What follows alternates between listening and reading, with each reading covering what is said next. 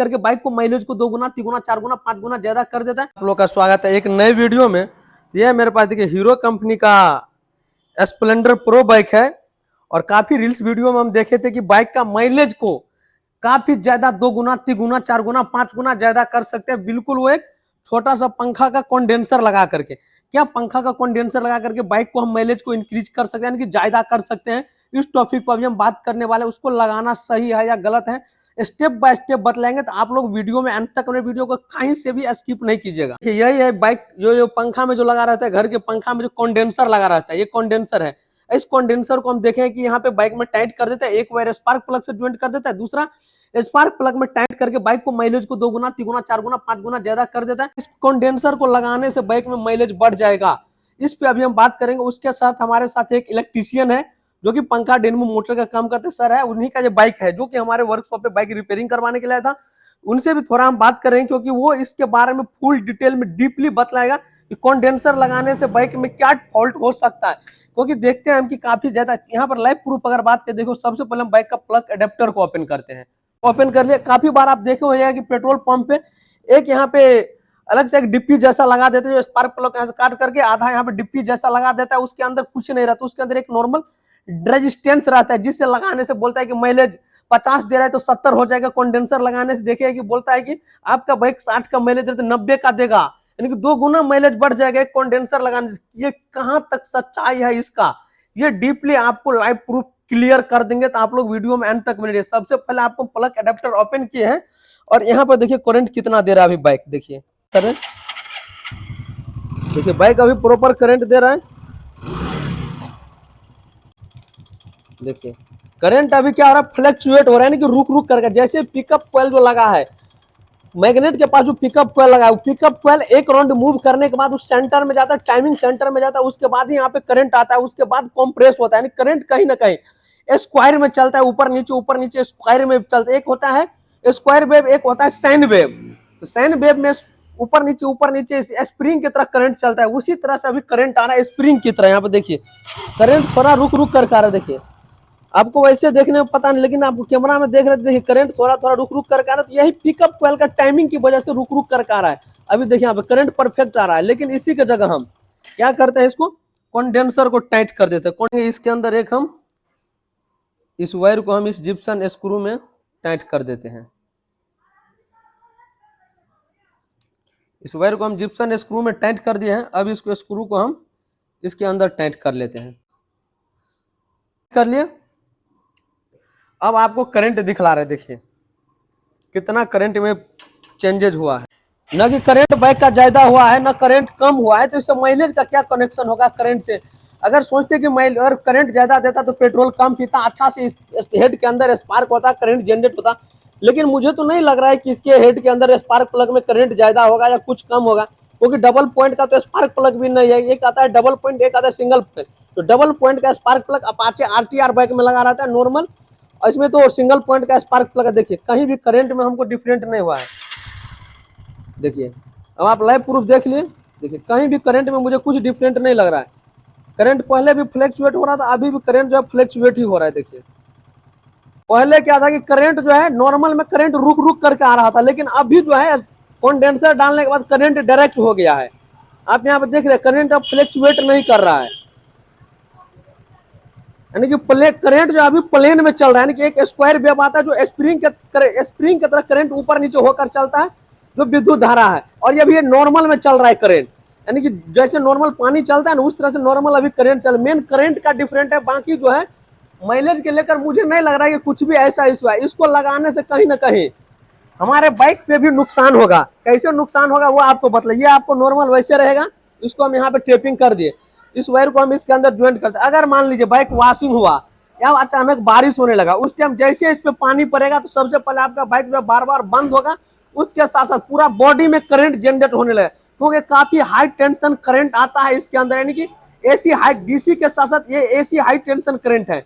अगर एक बार इसका करंट लगेगा तो आपको 5-10 मिनट तक जैसे लगेगा हाथ में क्या होगा, झुनझुनापता महसूस होगा। कंडेंसर भी इसका चार्ज हो गया था, अभी इसको एक बार स्पार्क किया तो डिस्चार्ज होगा, नहीं तो इसके अंदर टच करते तो काफी झटका देता। वही होता है बाइक का, आप वैसे प्रूफ नहीं होता। एक बार आप इस वायर को पकड़ के सेल्फ दबाइए, देखिए कितना कस के करंट देता है, इतना हैवी करंट रहता है। उसके बाद बाइक चलता है, कहीं आप देखिए पहाड़ पे भी बाइक चढ़ जाता है, इतना स्पीड लेते। मेन करंट के लेकर है। अभी देखिए यहाँ पे नॉर्मल फिर से आपको हम स्टार्ट करके दिखला रहे हैं। देखिए लाइट ऑफ करने, नॉर्मल में अभी करंट चल रहा है। देखिए अभी नॉर्मल में करंट चल रहा है। देखिए इसको हम साइड कर रहे हैं, हाथ हमारा बॉडी से टच किया हुआ है, तो हाथ में भी काफी ज्यादा झुनझुनापन महसूस होने लगता है। इससे भी आप पता लगा सकते हैं कहीं ना कहीं हमारे स्वास्थ्य के लिए हानिकारक ही होगा। अगर बाइक अगर करंट लेगा तो आपको 5-10 मिनट तक आप कुछ नहीं कर पाए, जैसे झुनझुना से काफी महसूस होगा। तो आप इसको बाइक में कहीं, मेरे हिसाब से इसको कभी नहीं फिट कीजिए। वैसे इसका फिट करने से फायदा है नुकसान है, वो भी आपको हम थोड़ा इलेक्ट्रिशियन से बात करके वो भी आपको डाउट क्लियर कर देते हैं। इसको क्यों नहीं बाइक के अंदर इंस्टॉल करना चाहिए, क्योंकि मेरे हिसाब से तो कुछ भी डिफरेंट नहीं हुआ। एक आता है कि देखिए, अरे इसको हम साइड कर रहे हैं यहाँ पे। अब देखिए इसका हम थोड़ा आपको स्टार्ट करके दिखला रहे हैं फिर से नॉर्मल कंडेंसर के। देखिए अभी करंट देखिए रुक रुक करके आ रहा है, लेकिन कंडेंसर के डाले थे तो क्या हो रहा था, करंट स्क्वायर में चल रहा था, एक जैसा ही करंट चल रहा था। ये भी एक जैसा भी करंट चलना काफी बेकार है। करंट रुक रुक करके नहीं आएगा तो फिर जो है आपका बाइक माइलेज नहीं देगा। तो कंडेंसर लगाने से माइलेज के को लेकर कोई ऐसा खेल वेल नहीं, कोई झमेल नहीं। नॉर्मल इस कंडेंसर को आप फिट नहीं कीजिए बाइक के अंदर, नहीं तो आपको भारी नुकसान ही नुकसान होगा। ये हमारे साथ जो हमारी बाइक का जो पैशन प्रो बाइक डीलर का क्लाइंट के कस्टमर है, और ये यहाँ से लगभग 40-45 किलोमीटर दूर से आया। वैसे नॉर्मल सर्विस हमारे वर्कशॉप पे करवाता है। उसके बाद बात कर ले तो अभी बाइक में कुछ ऐसा प्रॉब्लम हो गया, जब सेल्फ स्टार्ट नहीं हो रहा था, उसके साथ साथ माइलेज के लेकर भी थोड़ा बहुत इशू था। और अभी हम आपको देख रहे, काफी रील्स वीडियो हम देखे हैं कि एक कंडेंसर बाइक में इंस्टॉल करने से बाइक का माइलेज बढ़ा देता है। इसका कहाँ तक सच्चाई है वो आपको डीपली तो हम दिखलाए हैं। उसके साथ ये एक इलेक्ट्रीशियन जो पंखा डेनमो मोटर का काम करते हैं सर, तो इनसे हमसे ज्यादा बेहतर यही बतलाएगा कंडेंसर के बारे में कि उसको बाइक में लगाने से क्या बेनिफिट हो सकता है। वैसे सर आप बतला सकते हैं कि कंडेंसर लगाने से बाइक में क्या बेनिफिट होगा, क्योंकि अभी हम देखे हैं कि लाइफ प्रूफ मुझे तो कुछ डिफरेंट ऐसा हुआ नहीं, मैंने कि थोड़ा बहुत करंट के लेकर इशू था।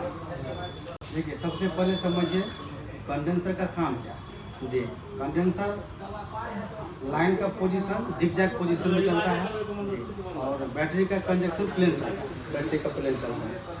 वोल्टेज इसका काम है पंखा में लगाने से तो जिगजैग पोजीशन में वोल्टेज ये ब्रेक जिग-जैग करता है। यानी कि जिग-जैग क्या होता है वो सर? ब्रेक को ये कंडेंसर पूरा करता है। यानी जो करंट जैसे कभी दिख रहा है, ब्रेक होकर के आ रहा था, रुक रुक करके आ रहा था, ब्रेक होकर के आ रहा है, इसका काम है वो ब्रेक को गैप करना, यानी गैप को मेंटेन करने के लिए गैप को मेंटेन करेगा, जिससे पंखा स्पीड चले, स्पीड चलेगा।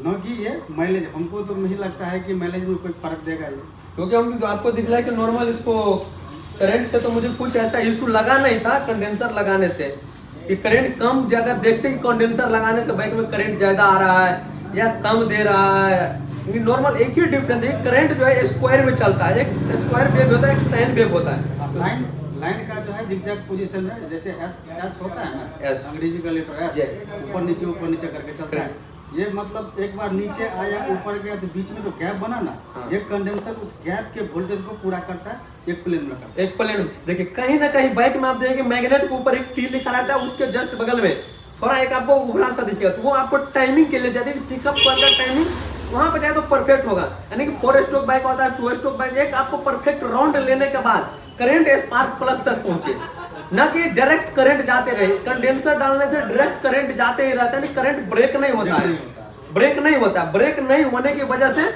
माइलेज पे भी प्रभाव पड़ेगा, उसके साथ साथ बाइक में पिकअप का भी मुझे लग रहा है कि प्रभाव पड़ेगा, यानी करंट ब्रेक नहीं होगा। लेकिन इसको हम देखते हैं पंखा में लगाने से रोटेट हो जाता है, यानी कि पंखा का जो गति है वो बढ़ जाता है।